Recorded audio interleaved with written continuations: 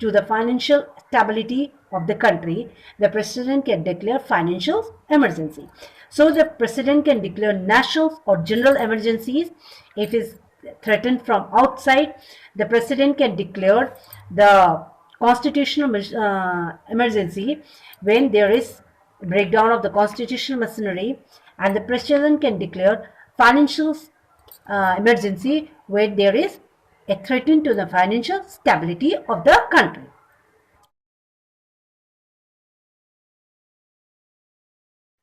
These are the power of the president: the executive power, the legislative power, the judicial power, the diplomatic power, and the emergencies power. Now, the vice president of India. The Constitution of India provides for the office of the vice president. The elections is held by the same way as elections held for the president of India, and the qualification is the same for the vice president of India.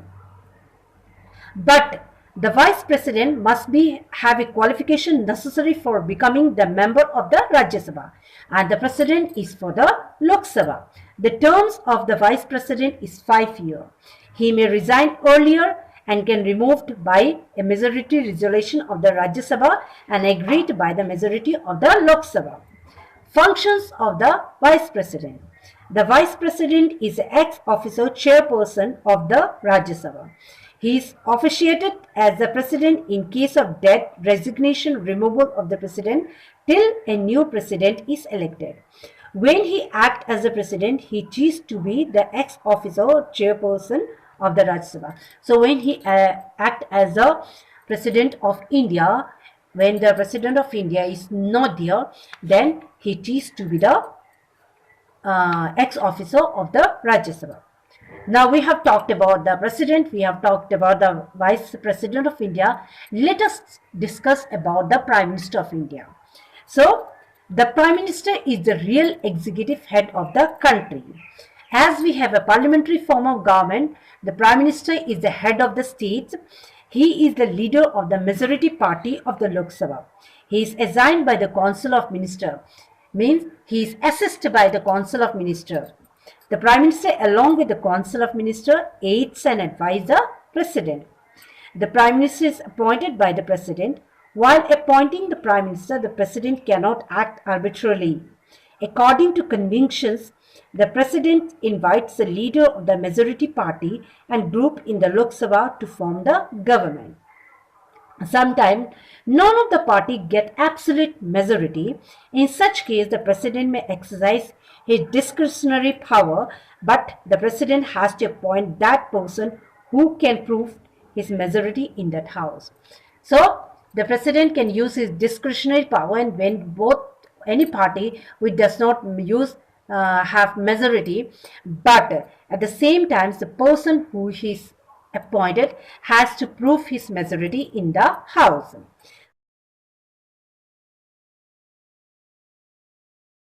Power and functions of the prime minister. Similarly, like the president, the prime minister also have some power and functions. The prime minister acts as a link between the council of ministers and the president. The president appoints the other minister of the cabinet and the advice of the prime minister.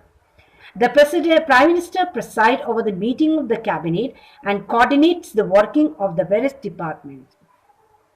It is on the advice of the prime minister that the president summons, prorogates the parliaments and dissolves the Lok Sabha. The prime minister is the chief spokesperson and defender of the government in the parliaments. The prime minister represents the country at international conference like the conference of head of Commonwealth, head of non-allied movements, that is non-allied nations, or of SAARC nations. He recommended appointment of Chief Justice, judges of the Supreme Court, governor of the states. Thus, it is said that the Prime Minister is the most important person around which the whole entire constitutional machinery runs. Council of Ministers. There is a Council of Ministers headed by the Prime Minister to aid and advise the President. The Prime Minister is appointed by the President, who also appoint other minister on the advice of the Prime Minister. The Council of Ministers is collectively responsible to the Lok Sabha. The Council of Ministers comprises ministers who are member of cabinets, minister of the states, and minister of state and deputy minister. Now, what is the function of the cabinet? Power and function of the cabinet. The cabinet make external and internal policy of the government. Means it frame the and implement the policy of the government. It is a policy framing body. It determines policies which are followed by the minister of the concerned department. The cabinet coordinates the working of various departments and responsible for the expenditures of the government and raising the necessary revenue to meet it.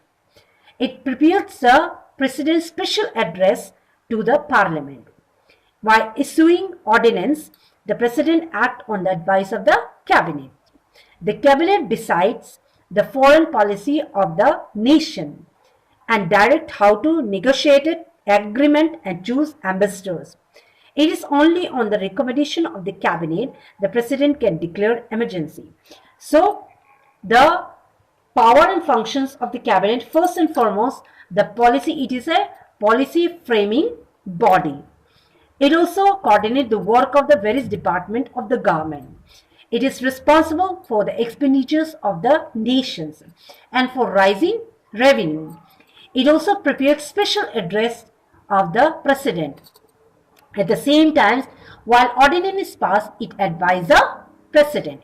So this is about the Union Executive. My dear students, learn the lesson properly, give a reading to the lesson and question answer I will give. Write them in your copy, learn them by heart and check your question answer along with the chapter and write them point wise. So when the school reopens, we will check your copy and give you the corrections. But work hard, my dear students. Keep yourself safe and sound and do your online classes properly. We have 24 hours and in these 24 hours, if you utilize 3 and 4 hours for your study, that will be more beneficial to you than anything else. Thank you, my dear ones.